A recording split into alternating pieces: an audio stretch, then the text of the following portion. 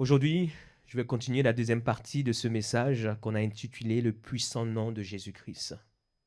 Nous avons commencé à partager sur ce nom et surtout à reconnaître et à rappeler que ce nom n'est pas humain mais que ce nom est divin. Et nous avons davantage vu la dimension associée au salut qui est attachée à ce nom. Et ce qu'il faut réaliser, c'est que ce nom ne sauve pas seulement du péché. C'est la première étape. Et je dirais, c'est peut-être la première révélation que nous avons lorsque nous nous approchons de ce nom, un nom qui sauve du péché. Mais ce nom nous ouvre aussi les portes pour vivre une vie extraordinaire, une vie que je dirais miraculeuse, une vie spéciale, une vie divine, une vie qui est exceptionnelle. En réalité, ce nom rend l'impossible possible. En réalité, ce nom nous introduit dans une dimension de Dieu. Et j'aimerais nous encourager à prendre conscience de ceci, c'est que si nous sommes des fils et des filles de Dieu et que nous invoquons ce nom et que rien ne se passe dans notre vie, hormis le fait que Dieu ait choisi de lui-même de se taire et de nous faire passer par une épreuve ou par un test, alors nous devons nous poser des questions. Pourquoi à la mention de ce nom, il y a un silence? Normalement, lorsque nous sommes des fils et des filles de Dieu et que nous nous adressons à Dieu par le nom de Jésus-Christ, nous pouvons nous attendre à ce que ce nom accomplisse quelque chose de particulier, de spécial dans notre vie. Le nom de Jésus-Christ n'est pas un nom comme n'importe quel nom. De Samuel 22, 4, je m'écrie, loué soit l'Éternel et je suis délivré de mes ennemis. Simplement, en m'écriant, loué soit l'Éternel, en appelant son nom, la Bible déclare ici, je suis délivré de mes ennemis. Ce nom est un nom qui apporte la délivrance. Ce nom, lorsque nous l'invoquons, lorsque nous l'appelons, lorsque nous crions après ce nom, il y a une certaine délivrance. Car les flots de la mort m'avaient environné, les torrents de la destruction m'avaient épouvanté, les liens du sépulcre m'avaient entouré, les filets de la mort m'avaient surpris. Dans ma détresse, j'ai invoqué l'Éternel. Il n'avait plus rien. Ce qui lui restait, c'était le nom de l'Éternel. Et il dit, dans ma détresse, j'ai invoqué.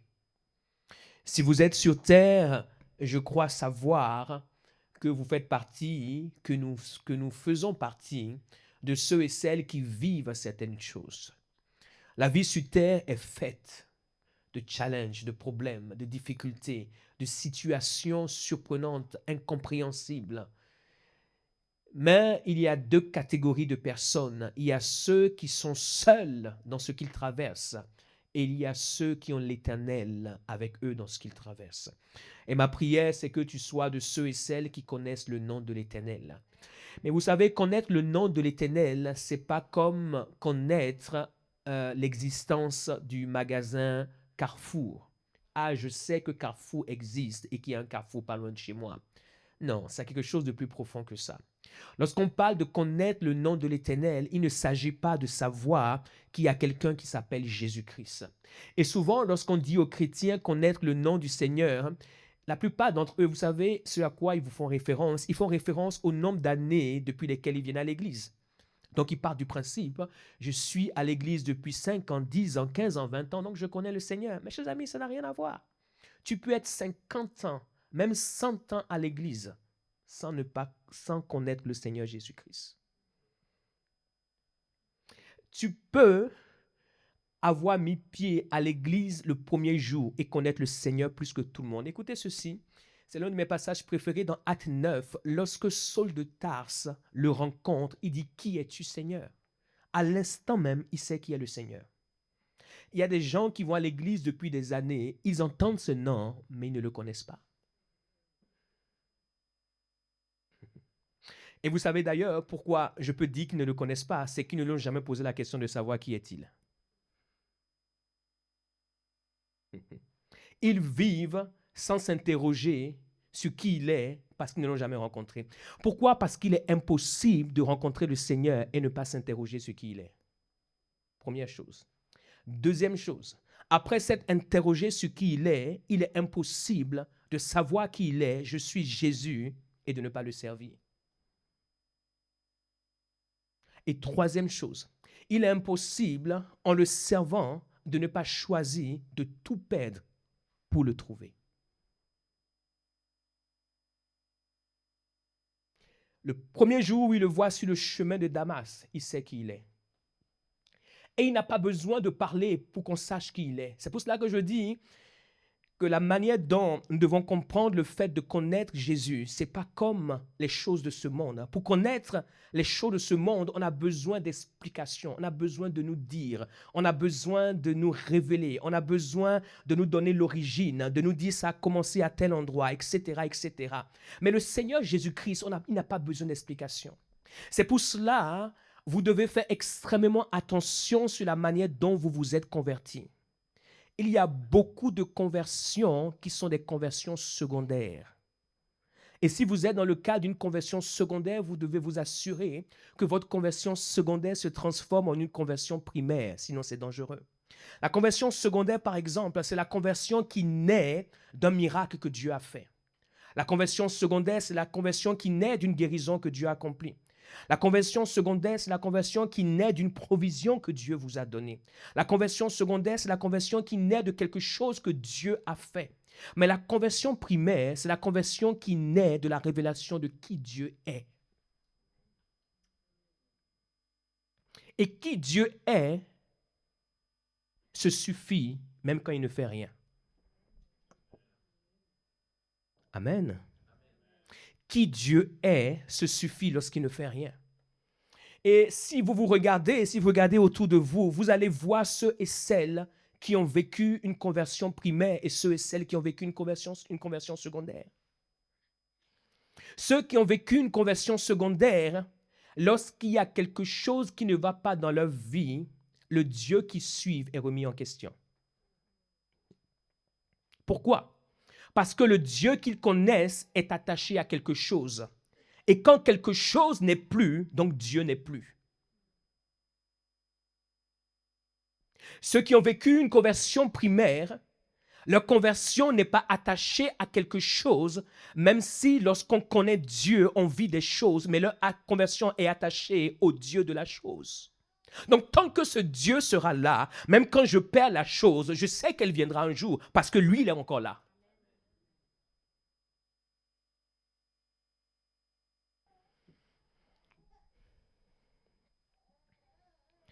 J'ai invoqué mon Dieu de son palais, il a entendu ma voix et mon cri est parvenu à ses oreilles. Il dit, j'ai invoqué mon Dieu de son palais. Mais la Bible nous dit ici qu'il était dans la détresse. Est-ce que dans la présence de Dieu, il y a la détresse? Oh. Il était dans la détresse, mais il n'a pas invoqué Dieu dans le lieu de sa détresse. Il a invoqué Dieu dans le lieu de son palais.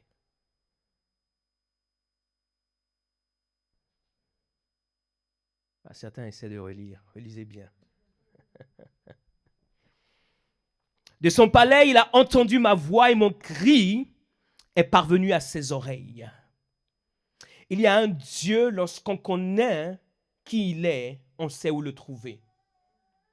Il y a un Dieu, lorsqu'on l'a découvert là où il est, parce qu'il ne quitte pas là où il est. Il est dans son palais. Et quand bien même tu te trouves dans la fosse, tu sais en toi comment te retrouver dans son palais. Et l'apôtre Paul le dit si bien parce qu'il nous dit « Approchez-vous du trône de la grâce, là où la grâce est pourvue. » Dans son palais, il y a un trône sur lequel il réside et ce trône est un trône de grâce. Ce trône est un trône de faveur, est un trône de bénédiction, est un trône de glorification, est un trône de manifestation. Et si je puis, malgré ce que je traverse, me retrouver là où il est, parce que je le connais, parce que je sais qui il est, alors je peux être sûr et certain que ce Dieu ne manquera pas de me visiter. Et je prie que tu puisses entrer dans cette révélation. Notre Dieu n'est pas sourd. Il nous entend et c'est ce qu'il attend le plus. Il nous entend et c'est ce qu'il attend le plus. Il attend de nous entendre. Dieu attend pour nous entendre afin de nous délivrer. Il y a une puissance inébranlable dans le glorieux nom du Seigneur Jésus-Christ. Et quand vous vivez sur terre, il y a des choses que vous allez apprendre, comme par exemple le fait d'être déçu. Si vous n'arrivez pas à pouvoir faire avec le fait d'être déçu, le fait d'être déçu, finalement, vous décevra.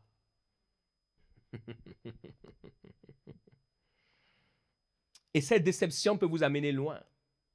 Quand vous vivez sur terre, vous devez apprendre à vivre avec le fait d'être déçu. Si vous n'avez pas encore été déçu sur terre, je vous souhaite la bienvenue parmi nous. Ça arrivera très bientôt. C'est une prophétie qui court et qui s'accomplira. Lorsque nous plaçons notre confiance dans certaines choses, dans certaines personnes, sur cette terre, nous finissons par être déçus. Tu as passé un entretien et tu as placé ta confiance dans ce que tu as vu.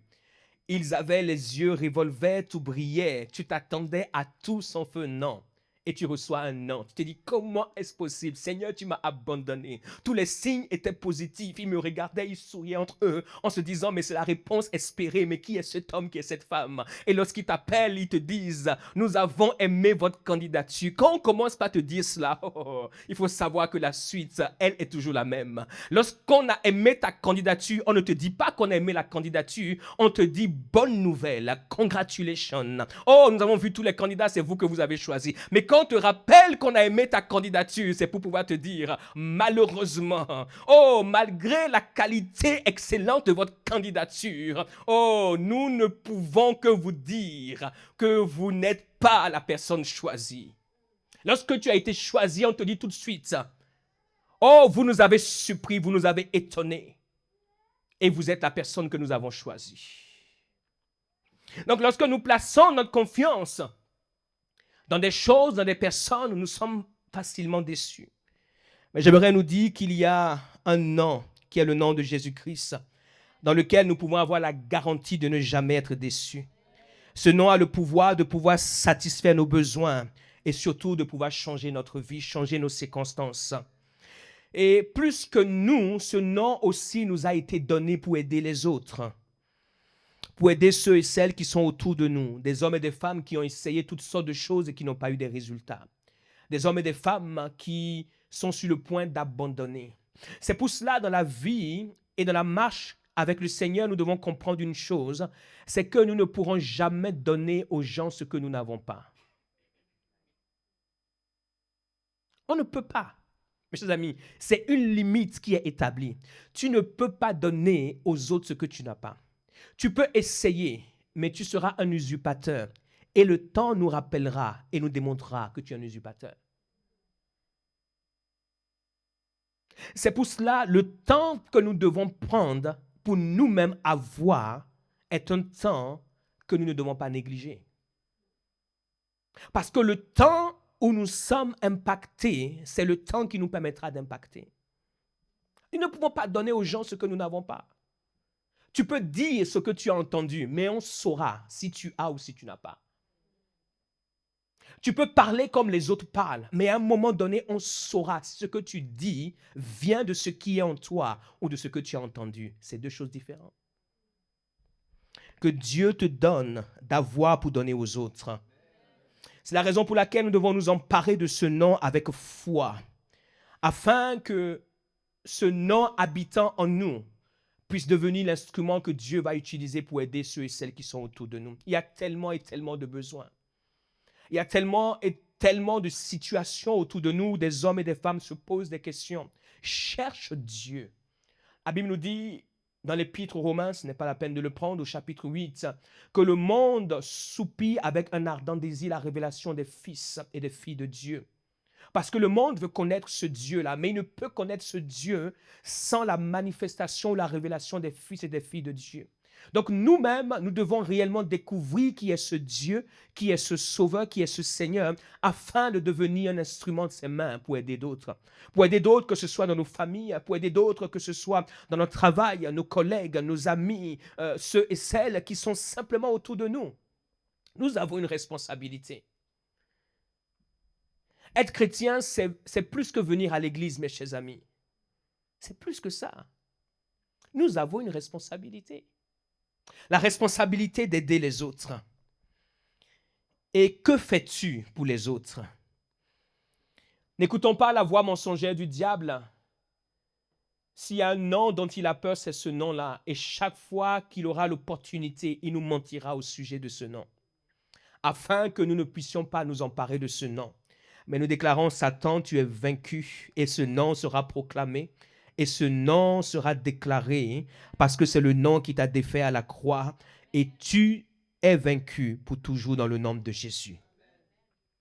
Marc 16, verset 14, enfin, il apparut aux 11 pendant qu'ils étaient à table, et il leur reprocha leur incrédulité et la dureté de leur cœur.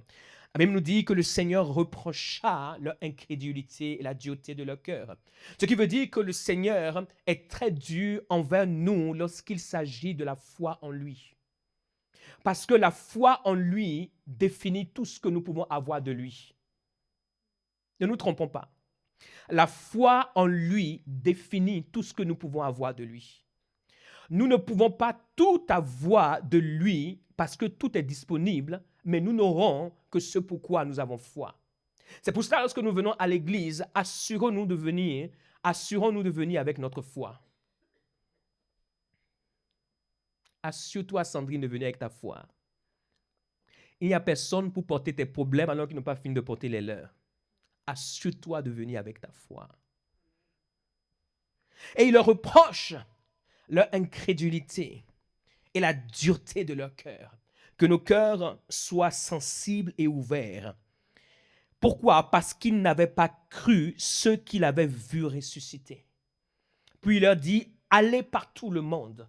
Maintenant que vous me voyez, que vous m'avez vu. Et d'ailleurs, vous n'avez pas besoin de me voir avant de croire en moi. Et c'est ce que j'aimerais te dire. Toi et moi, nous n'avons pas besoin de le voir avant de croire en lui.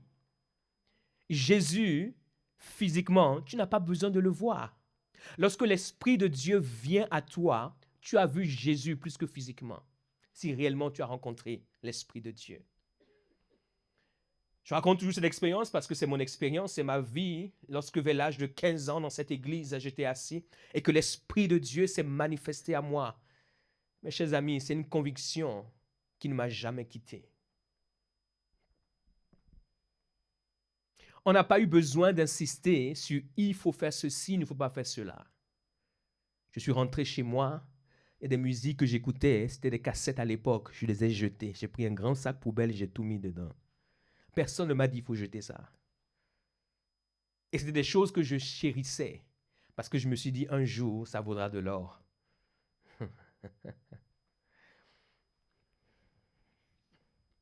Il a dit, allez par tout le monde et prêchez la bonne nouvelle à toute la création. Celui qui croira et qui sera baptisé sera sauvé, mais celui qui ne croira pas sera condamné. Ce qui nous condamne, ce n'est pas le Seigneur, c'est notre incrédulité. Ce qui nous sauve, c'est notre foi. Il dit, voici les miracles qui accompagneront ceux qui auront cru. Et il dit ceci en mon nom, pour nous montrer la puissance qui réside dans le nom de Jésus. Il dit quoi? Voici les miracles qui accompagneront ceux qui auront cru en mon nom. Les miracles accompagnent qui? Ceux et celles qui ont foi en lui. Et parce qu'ils ont foi en lui, la première des choses, mes chers amis, c'est la foi en lui. Parce qu'ils ont foi en lui, alors ils sont habilités à pouvoir utiliser son nom. Et il leur dit, en mon nom, ils chasseront les démons. En mon nom, ils parleront de nouvelles langues.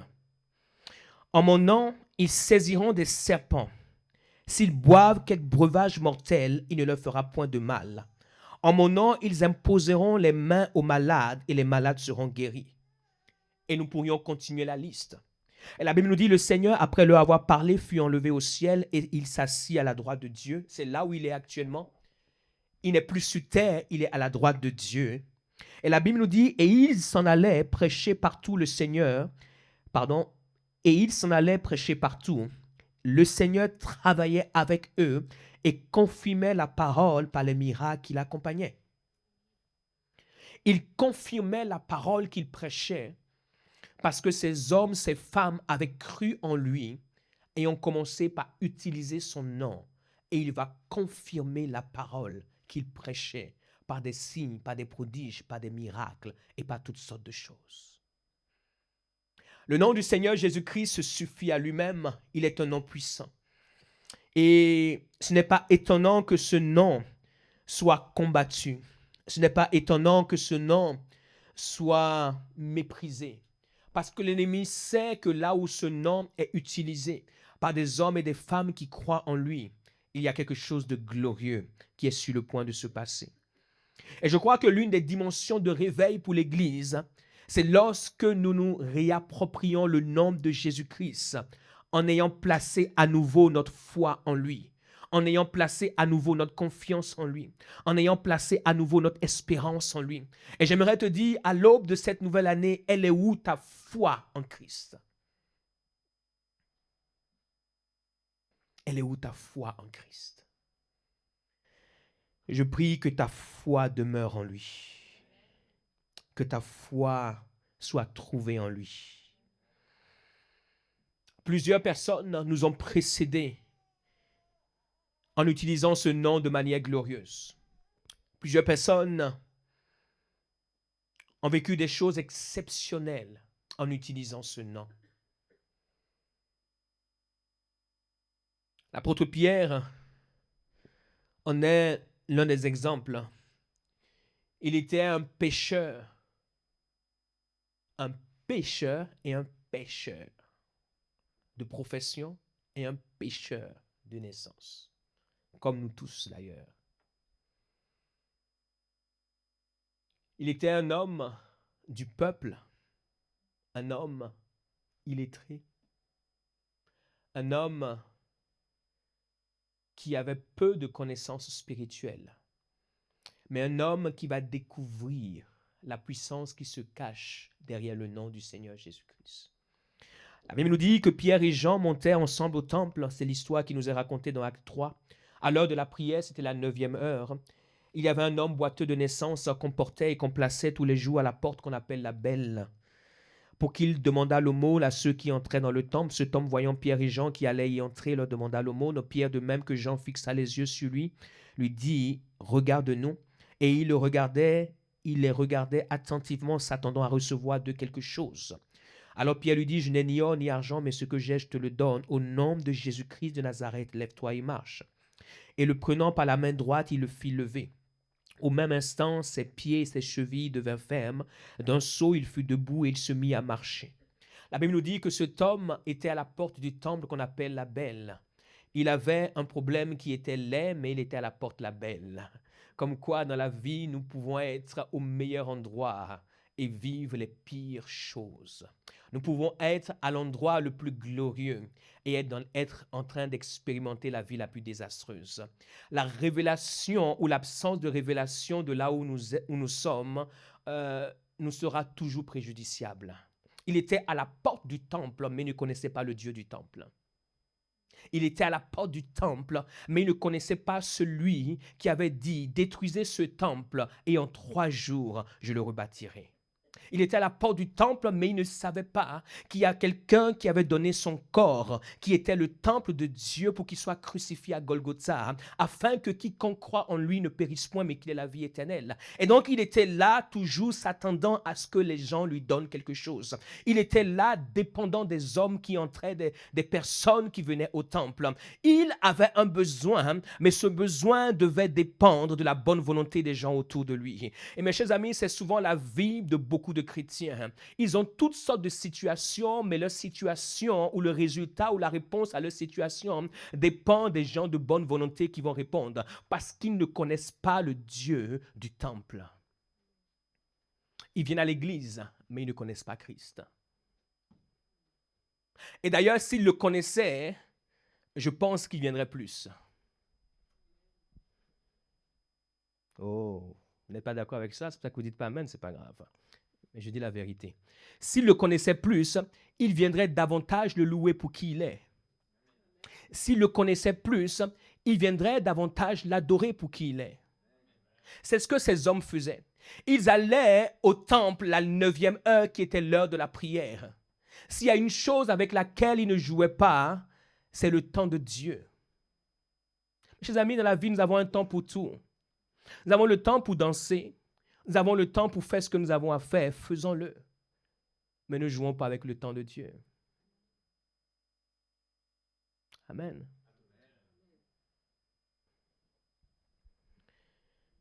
Et lorsqu'il arrive, il demande l'aumône. Pierre et Jean le voient et ils les regardent attentivement, espérant avoir quelque chose. Et Pierre va lui dire, je n'ai ni or ni argent. Ce que tu veux, c'est de l'or et de l'argent. C'est vrai, l'or et l'argent sont précieux.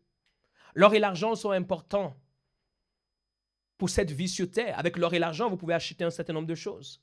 Mais il dit, je n'ai ni or ni argent. Et même si d'ailleurs je l'avais, je pense que Pierre, quelque part, c'est ce qu'il voulait lui dire, même si je l'avais, je ne vais pas te le donner parce que ce serait éphémère. Ce dont tu as besoin, ce n'est pas ce que tu penses. Ce dont tu as besoin, ce n'est pas ce que tu penses. Tu penses que tu as besoin d'un travail. Écoute-moi, il y a des hommes dont le travail, ils sont prêts à pouvoir te le donner aujourd'hui. Ils vont te le donner. Tu pries, tu cries, tu pleures pour avoir ça. Ils vont te le donner. Parce qu'ils savent que malgré ce travail, le bonheur ne s'y trouve pas. Ce que tu penses vouloir n'est pas forcément ce dont tu as besoin. Et vous savez, c'est pire lorsque les personnes qui sont dans cette situation sont les chrétiens. Cette place est une place, ça fait des dizaines d'années que je suis à cette place. De cette place, je vois beaucoup de choses. Non seulement dans le naturel, mais aussi dans le spirituel. Je vois énormément de choses. Et j'ai appris à pouvoir garder ma contenance et prêcher avec l'Esprit de Dieu malgré toutes les choses que je vois. Je ne peux pas simplement ici, mais chaque fois que je prêche. Chaque fois que vous prêchez, vous voyez beaucoup de choses. Vous voyez des hommes et des femmes qui ne savent pas qui est leur Dieu. Des hommes et des femmes qui sont assis comme si c'était peut-être le dernier jour de leur vie sur terre. Des hommes et des femmes qui pensent que ce qu'ils traversent est plus grand que le Dieu qu'ils sont venus rencontrer dans le lieu où ils sont. Des hommes et des femmes qui pensent que ce que le monde leur fait subir est plus puissant que ce que Dieu peut leur donner. Mes chers amis, quel est le Dieu dont nous avons vu le visage?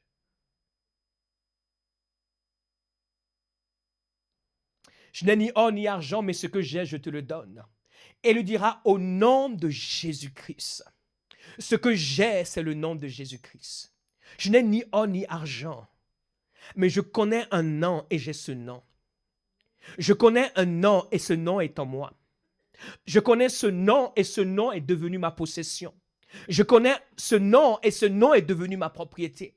Je connais ce nom et ce nom est devenu un nom que je peux exploiter, que je peux utiliser et le ciel sera d'accord avec moi. Et il va lui dire, ce que j'ai, je te le donne au nom de Jésus-Christ, lève-toi. Est-ce que vous savez que cet homme ne s'est pas levé?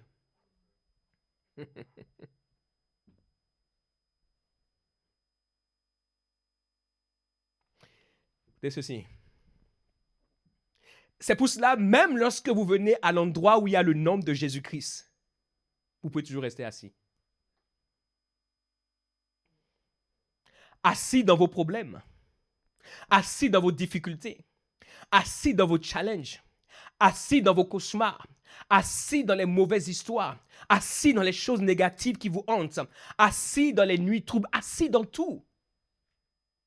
Oh, mes chers amis, Ce n'est pas pour vous que je parle, hein, mais il n'y a personne qui peut me frustrer à l'église. Il n'y a personne qui peut me frustrer à l'église, je vous assure. Même si le visage des gens est comme une tête qu'on a mis dans un jus de citron, il n'y a personne qui peut me frustrer, je vous assure. Vous savez pourquoi? Le Jésus que j'ai rencontré, que je prêche, il n'y a personne qui peut me frustrer. Même si tes problèmes sont plus grands que ceux de Bachar el-Assad en ce moment, il n'y a personne qui peut me frustrer à l'église. Même si tes problèmes sont plus grands que ceux de la Syrie en ce moment, il n'y a personne qui peut me frustrer. Il n'y a personne qui peut me frustrer. Parce que ce Jésus-là, ce Jésus-là, son nom est au-dessus de tous les noms. Son nom est le nom le plus glorieux. Pierre lui a dit, je n'ai ni or ni argent. Mais ce que j'ai, c'est plus que l'or et l'argent. Ce que j'ai va changer ta vie. Ce que j'ai va faire en sorte que tu ne dépendras plus des hommes. Ce que j'ai va faire en sorte que tu ne mendiras plus. Ce que j'ai fera en sorte que tu n'auras pas besoin que quelqu'un décide le matin de pouvoir te donner pour que tu manges. Ce que j'ai fera en sorte que tu mangeras quand tu voudras. Ce que j'ai fera en sorte que tu vas boire quand tu voudras. Ce que j'ai fera en sorte que tu vas utiliser ta vie pour faire ce que tu as envie de faire et non ce que les hommes veulent que tu fasses. Amen. C'est l'une des plus grandes libertés que ce nom nous donne. Et si en tant que chrétiens, nous n'avons pas conscience de cette réalité, mes chers amis, nous allons venir autant de fois que nous venons, que nous pouvons à l'église, faire toutes sortes de choses, chanter toutes sortes de chants, écouter toutes sortes de messages, mais notre vie ne changera pas. Et Pierre va faire quelque chose d'important. Pierre va lui dire, au nom de Jésus-Christ, lève-toi. Le gars est tellement têtu qu'il est assis. Il dit, mais toi, tu n'as rien compris? Et vous savez ce que Pierre va faire? Comme il n'avait pas la foi, Pierre va lui donner la foi. Il était déjà guéri, mais il ne savait pas. Il était déjà guéri, mais il ne savait pas. Tu ne peux pas utiliser le nom de Jésus-Christ de manière authentique et ce nom te répond par le silence. Ce n'est pas possible.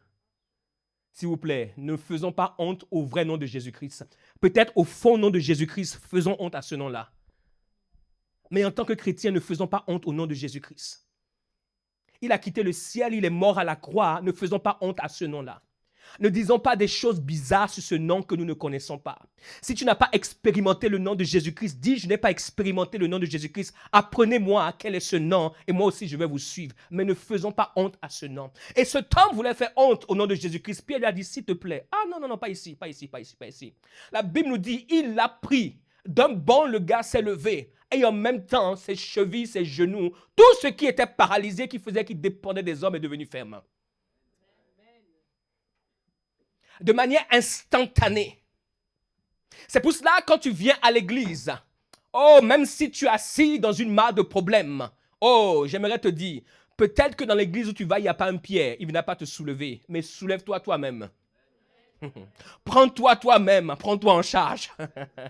Prends-toi en charge dans ta foi et lève-toi. Et dis, je n'ai pas quitté ma maison pour venir jusqu'ici pour te rencontrer, Seigneur, reparti tel que je suis venu. On a dit que tu as le nom le plus puissant, le nom le plus grand. Et ce n'est pas un homme qui l'a dit, mais c'est ta parole qui l'a dit. Et tu dis que tu veilles sur ta parole selon Jérémie 1, verset 12, afin de l'exécuter. Et la Bible me dit qu'au commencement était la parole. Et la parole était avec Dieu. Et la parole est Dieu. Et Seigneur, si je suis venu dans cette maison pour t'adorer, pour te louer, pour te célébrer, pour reconnaître ta majesté. Je sors de cette maison avec mes problèmes résolus. Je sors de cette maison avec ma solution. Je sors de cette maison avec ma délivrance. Je sors de cette maison avec ma guérison. S'il n'y a personne pour te prendre, prends toi-même en charge.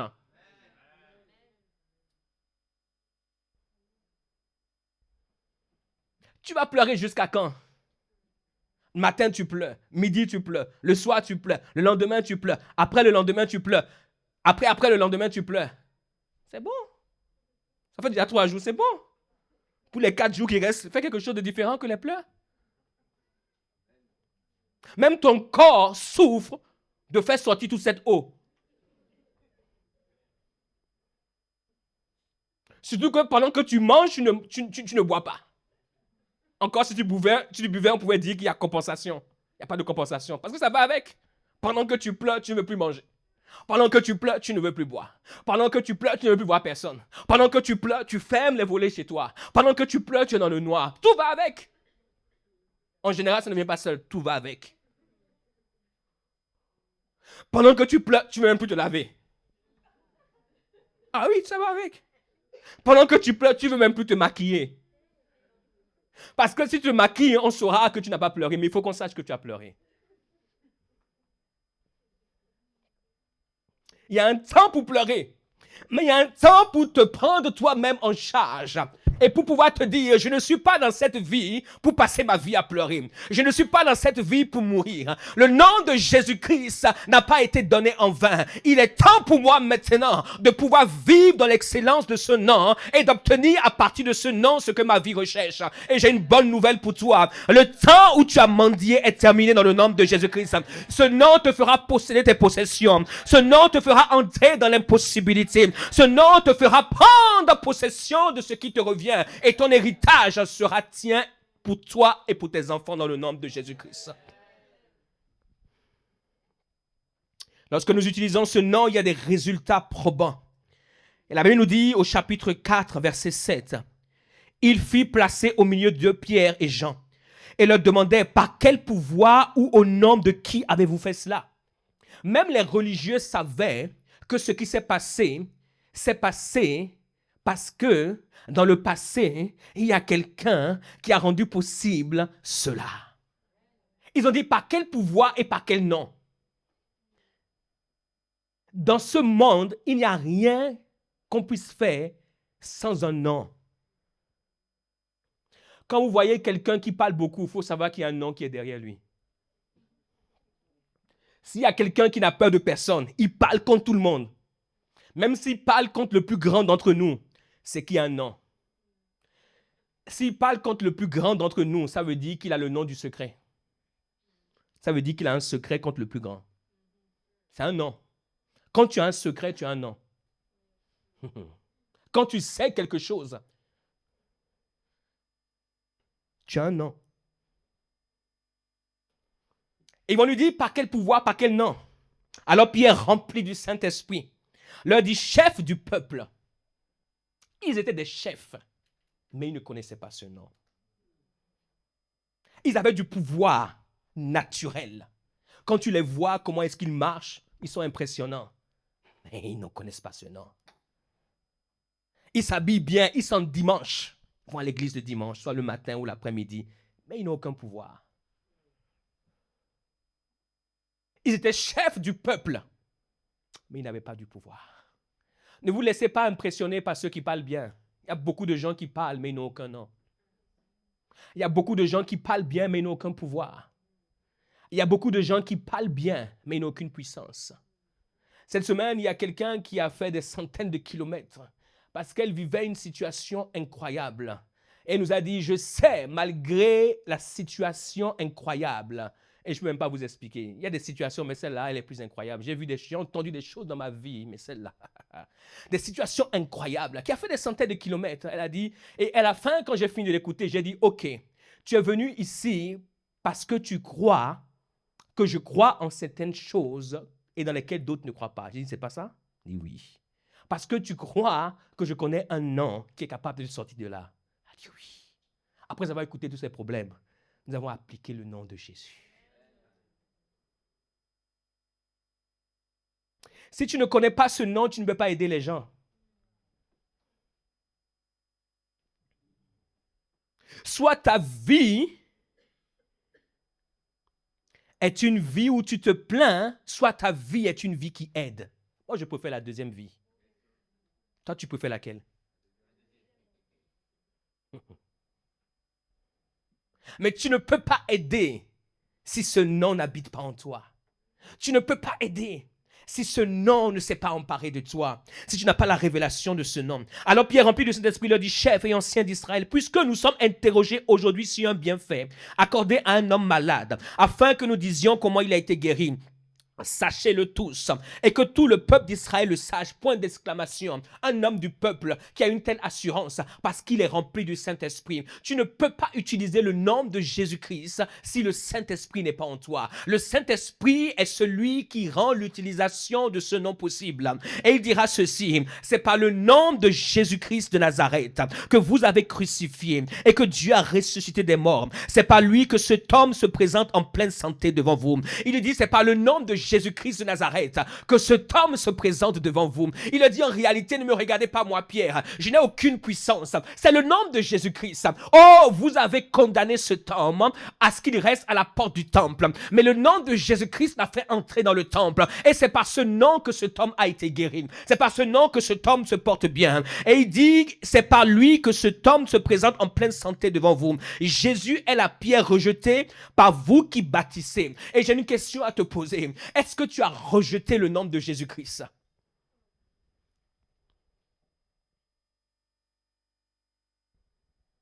Un chrétien qui connaît Dieu, qui dit qu'il a tout essayé en Dieu, il n'y a rien qui marche.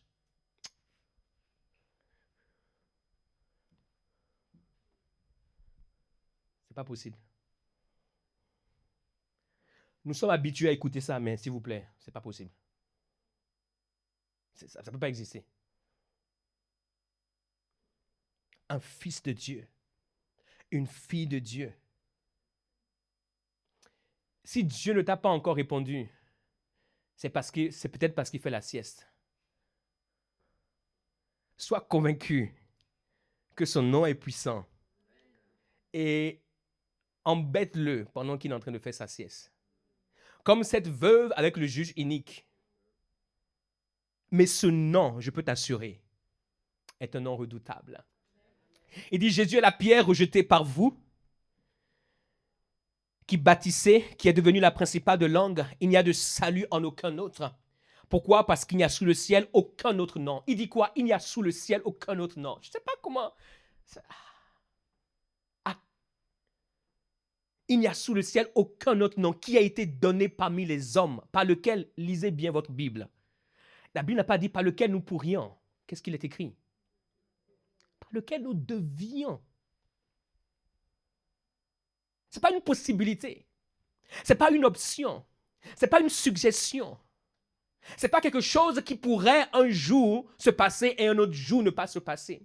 Il dit, il n'y a sous le ciel aucun autre nom par lequel nous devions être sauvés. Maintenant, je vais poser la question à mes frères et sœurs, pas ceux qui sont ici, c'est ceux qui nous regardent. Ce n'est pas pour vous. Vous êtes déjà, pour vous, c'est coché, mais ceux qui nous regardent. Je vais poser la question, quand la Bible dit nous devions être sauvés, qu'est-ce qui nous tue et ce nom ne peut pas nous sauver? Dites-moi cela aujourd'hui. Oh non, mais comme ils nous regardent, ils ne pourront pas me dire, mais bon, est-ce que vous pouvez parler à leur place?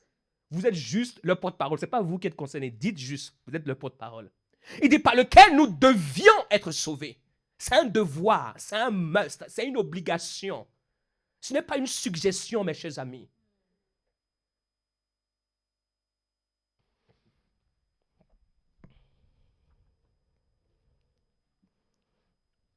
Lorsqu'ils virent l'assurance de Pierre et de Jean, tu ne peux pas utiliser ce nom et ne pas avoir de l'assurance. Ce n'est pas possible. Quand quelqu'un parle avec assurance, c'est parce qu'il connaît quelqu'un. Vous savez, c'est comme à l'école, peut-être que vous n'avez jamais vécu cela. Quand on t'attaque, même quand tu es chétif, tu réponds. Parce que tu sais qu'il y a un grand frère qui va intervenir. C'est pas toi. Toi, quand il te regarde comme ça, il dit, mais c'est quoi cet insolent, cet enfant-là? Et puis il veut juste poser la main et puis il y a quelqu'un qui apparaît là. Pardon? Ah non, excusez-moi. En fait, ma main se baladait comme ça, il voulait juste... Quand tu parles, tu sais pourquoi tu parles. Et donc, ils vont voir l'assurance, ils vont dire, mais ces gens sont des gens du peuple. Qu'est-ce qui leur fait parler comme ça? Et ils diront ceci. Il fut étonné, sachant que c'était des hommes du peuple sans instruction. Mes chers amis, ce n'est pas le nombre de Bibles et de livres que nous avons. C'est la rencontre que nous avons faite. Ce n'est pas le français que nous parlons. Le français BTS, baccalauréat, bachelor, il y a quoi encore? Maîtrise, licence, master, doctorat, plus. Et tout le reste. Non, ce n'est pas ce français-là. Ça ne résout rien. C'est des gens sans instruction. Ils n'avaient aucune instruction. Mais ils connaissaient le nom du Seigneur. Et ils les reconnurent pour avoir été avec Jésus. C'est là toute la différence. Ils les reconnurent pour avoir été avec Jésus. Ils ne parlaient pas de Jésus. Ils étaient avec Jésus. Ils les reconnurent pour avoir été avec Jésus. Nous pouvons utiliser le nom de Jésus, si j'ai le temps, j'en parlerai, sans avoir été avec Jésus. Mais chers amis, ça ne marche pas. Ce n'est pas lorsqu'on met Jésus à la fin des prières, ce n'est pas ça la clé. La clé, c'est d'avoir été avec lui pour être qualifié pour utiliser son nom. On a appris aux chrétiens qu'à la fin de vos prières, mettez au nom de Jésus. Vous allez voir que ça marche. Vous avez beaucoup de frustration. Ils ne sont pas avec Jésus. Ils ont des problèmes, ils ajoutent à la fin au nom de Jésus. Ça ne marche pas, c'est normal. Tu as été où ces derniers jours? Lorsqu'on regarde ta vie, tu as été où ces derniers jours, ces dernières semaines, ces derniers mois? Est-ce qu'on peut... Écoutez, ils ont reconnu qu'ils ont été avec Jésus. Quand on regarde ta vie, ces dernières 24 heures, Jésus a occupé combien de temps dans ta vie? Vous voulez qu'on parle vrai? Ces dernières 48 heures, ces dernières 72 heures, cette dernière semaine, ce dernier mois, cette dernière année qui s'écoule, Dieu n'a rien fait dans ma vie, mais toi, tu as été où avec lui? Ça a été une année blanche pour moi. Et Dieu a été un Dieu noir pour toi. Tu as été où? Et il reconnut, il dit, ah, ils ont été avec Jésus. Laissez-moi avancer un peu. Mais comme il les voyait là près de l'homme qui avait été guéri, il n'avait rien à répliquer. Mes chers amis, il y a des évidences lorsqu'on parle au nom de Jésus-Christ. Et je prie et je déclare que ta vie a compté de ce jour. Lorsque tu choisiras d'être avec lui, qu'il y aura des évidences qui vont accompagner cette vie. Le plus important, ce n'est pas ce que tu sais. Tu peux ne pas avoir l'instruction. Tu peux ne pas avoir la connaissance, mais il te suffit de pouvoir te tenir là où est Jésus-Christ. Et lorsque tu utiliseras son nom, il se lèvera pour toi, il parlera pour toi. Et lorsque tu utiliseras ce nom, il agira en ta faveur dans le nom puissant de Jésus-Christ. Et ce qui est intéressant, c'est que lorsque vous regardez dans l'Ancien Testament, pour ceux qui ont les yeux de l'Esprit et à qui le Saint-Esprit ouvre les yeux, vous voyez que Jésus-Christ a été présent dans l'Ancien Testament. Mais à la seule différence que dans l'Ancien Testament, on ne pouvait pas prononcer son nom, parce qu'il n'avait pas encore été à la croix. Mais dans l'Ancien Testament, vous voyez, il est présent. Dans toutes les histoires de l'Ancien Testament, c'est ce Jésus-là que vous voyez.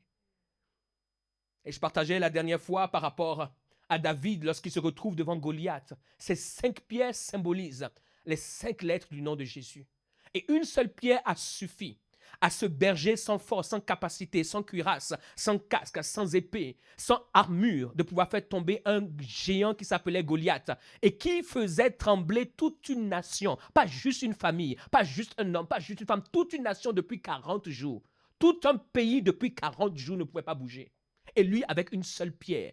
Et mes chers amis, quand vous regardez l'histoire, Goliath n'est pas tombé en arrière comme si une force le poussait. Il est tombé de derrière à devant parce qu'il y avait une main derrière. Derrière la pierre de David, il y avait une main. Et j'aimerais te dire, si tu peux t'assurer que dans ta vie, le nom de Jésus-Christ soit présent, ce que tu vas faire, ce nom accompagnera cela de succès. Ce que tu vas faire, ce nom accompagnera cela de réussite. Ce que tu vas faire, ce nom accompagnera cela de gloire. Mes chers amis, nous ne parlons pas du nom de Jésus-Christ depuis 29 ans parce que on nous a raconté une histoire. Mes chers amis, quand on te raconte une histoire au bout d'une semaine qu'elle n'est pas vraie, tu abandonnes l'histoire. À moins que tu sois fou. Donc là, tu penses que tu vis dans un monde où l'histoire est vraie. Mais quand tu as la tête bien posée, depuis 29 ans, est-ce qu'on peut raconter une histoire comme ça depuis 29 ans? Avec des évidences depuis 29 ans? Non! Ce nom est vrai. Ce nom est grand. Ce nom est puissant. C'est la pierre angulaire choisie, précieuse. Et celui qui croit en elle ne sera point confus, déclare 1 Pierre 2,6. C'est la pierre angulaire à laquelle plusieurs ont bu, même dans l'Ancien Testament. C'est pour cela 1 Corinthiens 10 au verset 4 rappelle ceci. Et qu'ils ont tous bu le même breuvage spirituel, car ils buvaient à un rocher spirituel qui les suivait, et ce rocher était Christ. Et l'apôtre Paul, dans la Révélation, même dans l'Ancien Testament, 1 Corinthiens 10, il dit, ce rocher auquel le peuple d'Israël buvait était Christ. Ils ne le connaissaient pas parce que l'Ancien Testament est l'ombre des choses à venir. Et le Nouveau Testament révèle ces choses qui étaient, mais qui n'étaient pas encore révélées. Et ils buvaient à ce rocher. Ils étaient satisfaits de ce rocher. Esclaves qu'ils étaient, allant vers la terre promise. Mais ce rocher était là. Et à combien plus forte raison pour nous, qui êtes de cette alliance, qui avons cette révélation, si du moins nous l'avons rencontré. Que le Seigneur se révèle à toi. Et pour ce qui nous concerne, Jésus s'étant approché et leur parlant ainsi, Matthieu 28, « Tout pouvoir m'a été donné dans le ciel et sur la terre. J'ai le nom qui est au-dessus de tout nom. » Nous savons cela. Philippiens 2 nous rappelle. Il dit, « Allez, faites de toutes les nations des disciples, et baptisons au nom du Père, du Fils, du Saint-Esprit, et enseignez-leur à observer tout ce que je vous ai prescrit. Et voici, je suis avec vous tous les jours jusqu'à la fin du monde. » Matthieu 28 n'est pas pour le ministère au sens de Éphésiens 4. Matthieu 28, c'est pour tout le monde. C'est pour tout homme, toute femme qui a rencontré Jésus-Christ. Lorsque tu as rencontré Jésus-Christ depuis le premier jour où tu l'as rencontré, tu peux chasser un démon.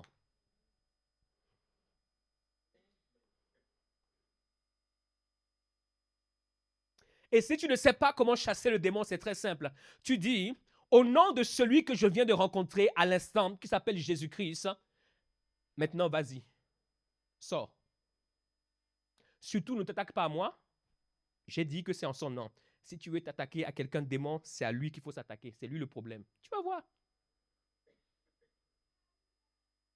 Allez, faites de toutes les nations des disciples. Baptisons au nom du Père, du Fils, du Saint-Esprit. Et le Seigneur est avec nous. Je crois qu'il est temps que nous puissions nous lever. Et c'est d'autant plus impressionnant que lorsque vous lisez dans Jean 14, verset 12, la Bible nous dit, le Seigneur déclare, « En vérité, je vous le dis, celui qui croit en moi fera de grandes choses, il en fera de plus grandes parce que je m'en vais au Père. » Celui qui croit en moi fera ce que j'ai fait, mais il en fera de plus grandes parce que je m'en vais au Père. Nous avons une telle marge d'action avec le nom de Jésus-Christ. Mais pourquoi ce nom est si faible? La Bible nous dit, ont reconnu qu'ils avaient été avec Christ. Où est-ce que tu as été? Où est-ce que tu es?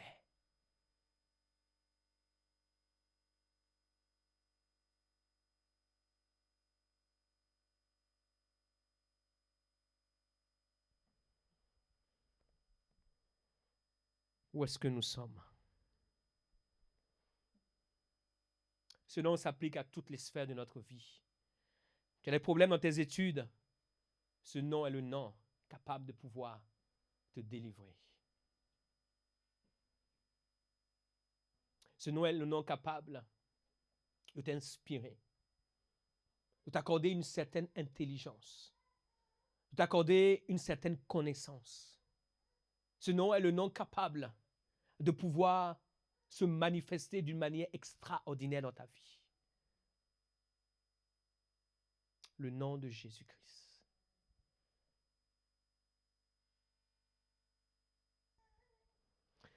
Je me rappelle lorsque je passais mon bac au Bénin, je passe l'épreuve de mathématiques, ils nous sortent une fonction qu'on a vue en première, comme si toutes les centaines de fonctions qu'on a vues en terminale n'étaient pas suffisantes. Et là, je suis resté bloqué sur ma feuille. J'avais 12 points qui étaient déjà partis parce que je ne pouvais pas faire le domaine de définition, donc je ne pouvais pas aller plus loin. Donc, je savais que j'étais noté sur 8. Et de mémoire, je crois que j'ai eu 3 en maths. Coefficient, je ne sais plus combien. Mais par contre, à l'époque, je crois que c'est encore le cas au Bénin, c'était la série D. Lorsque j'arrive pour composer en biologie ou sciences de la vie ici, quelques jours avant, j'étais avec un de mes amis qui est maintenant au Canada, Chucal. Et on faisait des TD avec le prof. Et on a fini. Et à la fin, il va voir le prof. Et ce jour-là, vraiment, je dis, mais c'est bon, Jucal, c'est bon, là. On a déjà tout fait. Là, rentrons à la maison, on va se poser, on se prépare pour l'examen, etc. Et il pose des questions parce qu'il a vu un exercice dans un livre, etc. Et donc, moi, je suis à côté, je le regarde. Mais moi, j'étais vraiment pas content. Mais au fond de moi, je sentais qu'il fallait que je reste. Et j'attends. Et donc, il finit, le prof explique ce qu'il faut faire, etc. Et le jour du bac, le jour du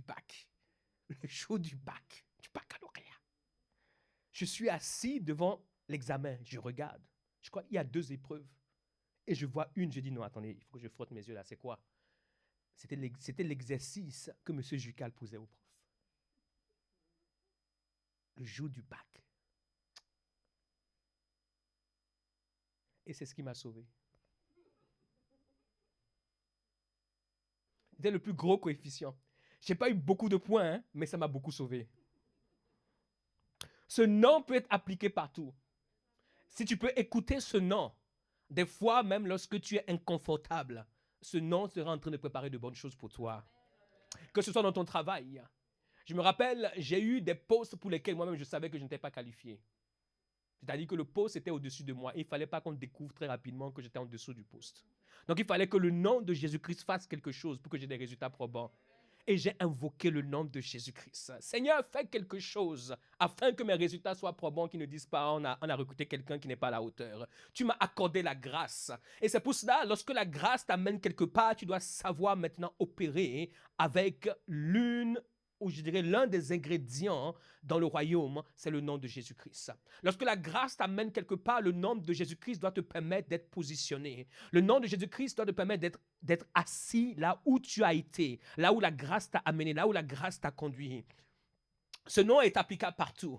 Ce nom est applicable dans chacune des sphères de nos vies. Mes chers amis, lorsque tu veux par exemple te marier, est-ce que le nom de Jésus-Christ va avec toi?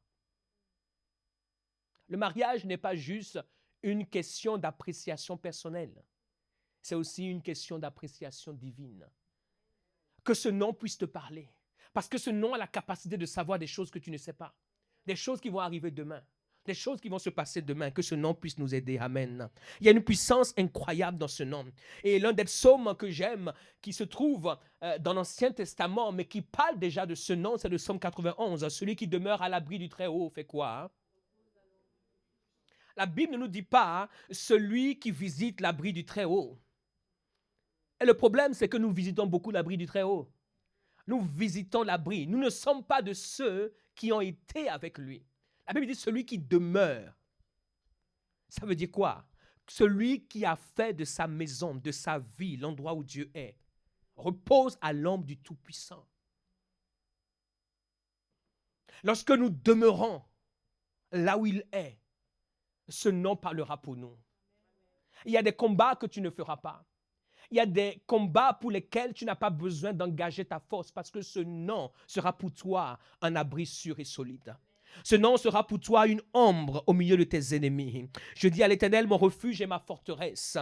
Oh mon Dieu en qui je me confie. Pourquoi? Parce qu'il demeure. Oh, il y a une dimension qui consiste à demeurer et non pas à visiter. Il y a une dimension qui consiste à avoir une intimité avec Dieu et à savoir où il est. Et ce qui est intéressant avec ce psaume, il y a beaucoup de choses. Effectivement, il parle de la fidélité du bouclier, il parle du fait que Dieu nous couvre. Mais écoutez et regardez le secret. Il dit au verset 14, et c'est là tout le secret de ce psaume. Beaucoup de personnes récitent ce psaume ou sont impressionnées par ce psaume ou aiment ce psaume, mais ils ne réalisent pas que le secret se trouve dans le verset 14.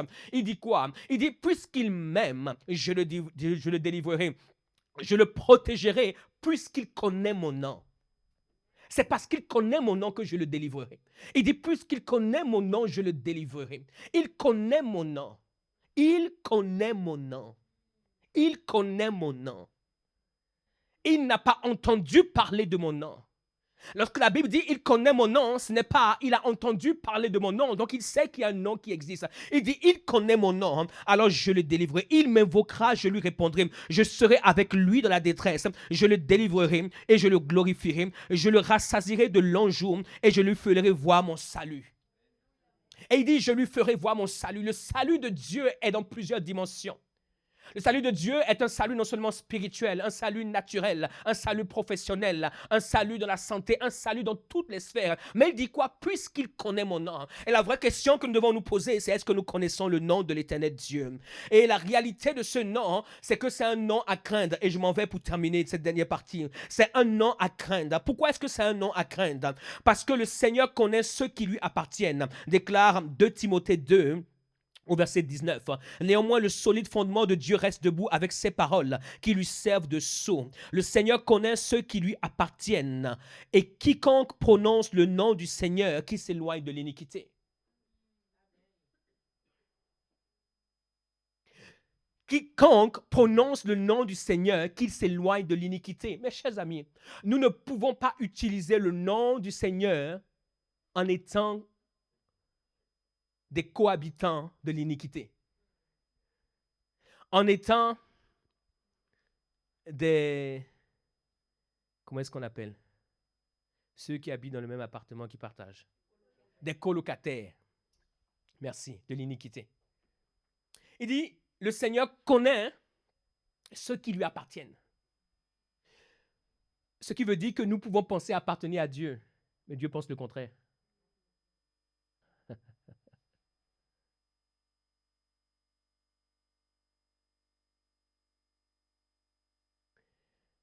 Le Seigneur connaît ceux qui lui appartiennent et quiconque prononce le nom du Seigneur, qu'il s'éloigne de l'iniquité.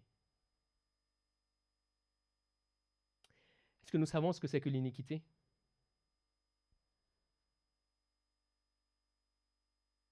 L'injustice. Quiconque prononce le nom du Seigneur, qui s'éloigne de l'iniquité. OK? Quiconque prononce le nom du Seigneur, qu'il fasse quoi? Mais c'est quoi l'iniquité? Quiconque prononce le nom du Seigneur, qui s'éloigne de l'iniquité, parce que l'iniquité empêchera ce nom de pouvoir opérer tel qu'il devrait. Mais plus que cela, c'est que l'iniquité, et c'est là où c'est encore dangereux, aveugle par rapport à l'utilisation de ce nom. La Bible déclare ceci, dans Matthieu 7, verset 22, plusieurs me diront en ce jour-là, Seigneur, Seigneur, n'avons-nous pas prophétisé par ton nom? N'avons-nous pas chassé des démons par ton nom? Et n'avons-nous pas fait beaucoup de miracles par ton nom? Ils l'ont fait comment? Par son nom. Par son nom, ils ont chassé des démons. Par son nom, ils ont prophétisé. Par son nom, ils ont fait beaucoup de miracles. Et nous avons vu précédemment qu'il a dit, quiconque invoque le nom du Seigneur, qu'il s'éloigne de l'iniquité. Ce qui veut dire que nous pouvons prononcer le nom du Seigneur, utiliser le nom du Seigneur, voir des résultats dans le nom du Seigneur, tout en étant dans l'iniquité. Et regardez ce qu'il dira au verset 23. Alors je leur dirai ouvertement, je ne vous ai jamais, retirez-vous de moi, vous qui commettez l'iniquité. Et il dit, c'est pourquoi quiconque entend ces paroles que je dis et les met en pratique sera semblable à un homme prudent qui a bâti sa maison sur le roc.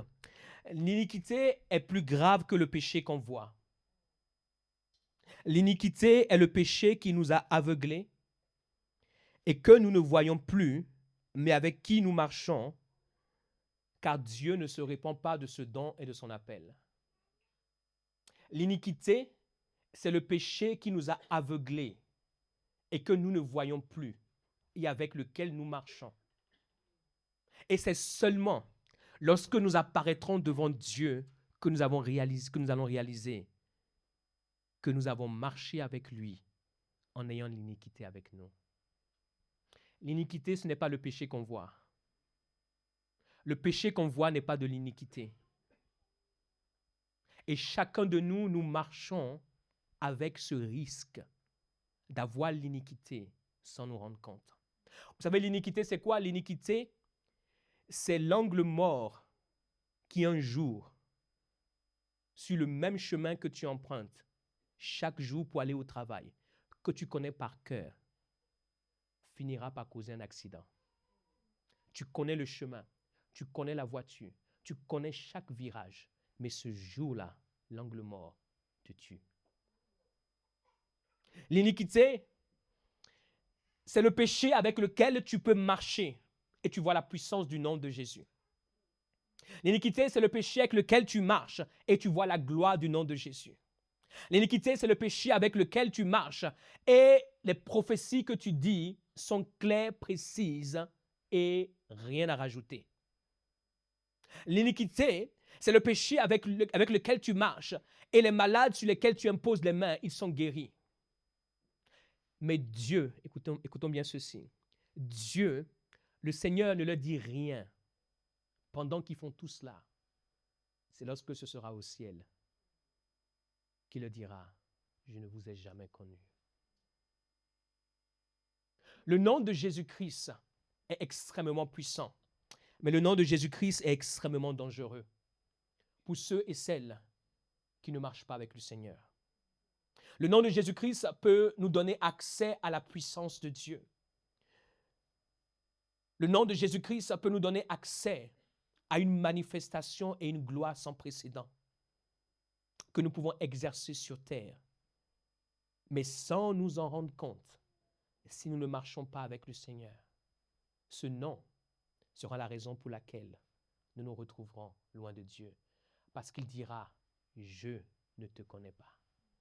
Et la Bible dit que celui qui invoque ce nom, qu'il s'éloigne de l'iniquité. Ça veut dire quoi? C'est notre responsabilité à tous. Et quand je lis cela, mes chers amis, c'est la vie de chacun d'entre nous. Tous les prédicateurs de l'Évangile n'iront pas au ciel.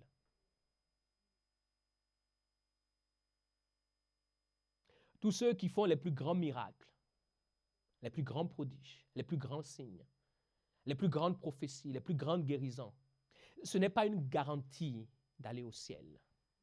Tous les chrétiens qui opèrent de la même manière, sans même avoir un titre ou une position, ce n'est pas la garantie. Tu es capable de voir des choses qui vont arriver avant qu'elles n'arrivent. Alors cela te donne la confiance que Dieu est avec toi. Ce n'est pas une garantie. La garantie, c'est quoi? Est-ce que chaque jour de ta vie, tu te places devant le miroir du Seigneur pour savoir s'il y a l'iniquité ou pas dans ton cœur? Le don que tu as, le don que j'ai, peut nous permettre de pouvoir faire l'œuvre de Dieu. Je peux commettre les plus grands péchés que je veux et me tenir ici et accomplir les plus grands miracles. Pourquoi? Parce que le don te permet d'accomplir cela. Écoutez ceci. Le don, c'est la main de Dieu. Mais ce qui nous fait entrer au ciel, ce n'est pas la main de Dieu, c'est la face de Dieu. La Bible nous dit que Moïse était l'homme le plus humble dans Nombre 12 qu'il pouvait avoir sur terre. Il était plus humble que n'importe qui. Et vous savez pourquoi la Bible dit que Moïse était l'homme le plus humble? Parce que lorsque Dieu va apparaître dans Nombre 12, il dira à Aaron et à Myriam, « Mais qui êtes-vous? Certes, vous êtes des prophètes, mais quand je dois vous parler, je vous parle par des visions, par des signes. Mais à Moïse, je ne lui parle pas par des signes. Moïse, je le vois face à face. Et je lui parle. » Écoutez ceci. Lorsque nous pouvons voir Dieu, cela nous rend humbles. Mais lorsque nous sommes simplement en train d'utiliser Dieu, nous pouvons marcher avec l'iniquité. Et c'est au ciel que nous découvrirons cela. Et ça sera trop tard. Le nom de Jésus-Christ est puissant, mais il y a un risque qui est associé à cela. C'est que nous pouvons avoir le nom de Jésus-Christ, accomplir de grandes choses et aller en enfer. Et j'aimerais vous donner un conseil. Quand vous avez fini d'utiliser le nom de Jésus-Christ, assurez-vous que dans votre vie, il y a un homme, une femme qui peut vous parler sans que vous piquiez la mouche.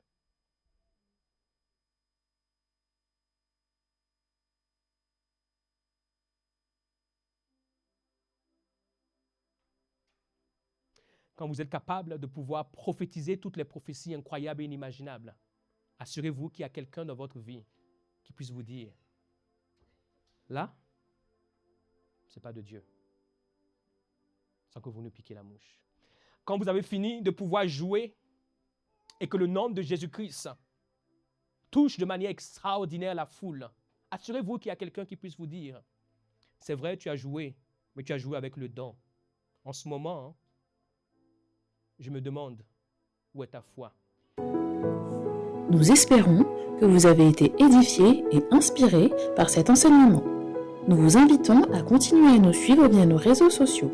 Si vous le souhaitez, vous avez la possibilité de soutenir notre vision de former des disciples authentiques à travers nos liens PayPal, Helloasso et RIB.